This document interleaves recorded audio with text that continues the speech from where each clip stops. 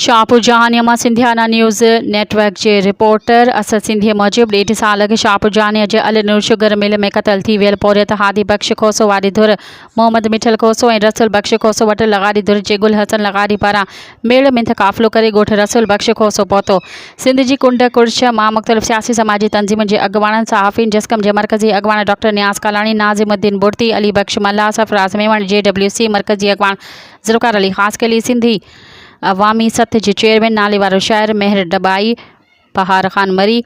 जस्कम अॻुवाण Ali Raza ख़ासकली Saif Sindhi STP ज़िले अॻुवाण ॾाॾो उस्मान बुगियो अली नवाज़ मल्हा union council Ahmad Bugio जो चेयरमैन ख़मीसो ख़ान भुंड नवाब वली मोहम्मद प्रेस क्लब जे सदर ज़फ़र अली चांडियो साफ़ी मदद मुग़ैरी वली मोहम्मद जोखियो एजाज़ अली संगरा तालका प्रेस क्लब काज़ी अहमद जो सदर राजा साजिद अली उन्नड़ जमाल शाह प्रेस क्लब जो सदर अली दोस्त ख़ासकली रियाज़ मशहूरी साफ़ी मुमताज़ जतोई साफ़ी कासिम जानी बुगियो मंठार डाहरी अख्तर आज़ाद डाहरी नियाज़ उन्नड़ फ़कीर ग़ुलाम हुसैन चन्ना फ़कीर साजन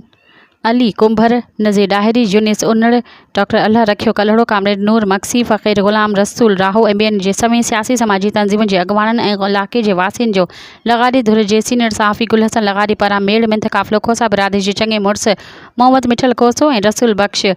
खोसो वटि पहुची फ़ैसिले लाइ आमादा कयो। सभिनी आयल मौज़िज़ महिमानुनि खे मक़तूल जे वारसनि मां अन ॾींदे फ़ैसिले लाइ रासपो ज़ाहिर कंदे 15 ॾींहं अंदरि फ़ैसिले लाइ अमीन जो नालो ॾिनो वेंदो।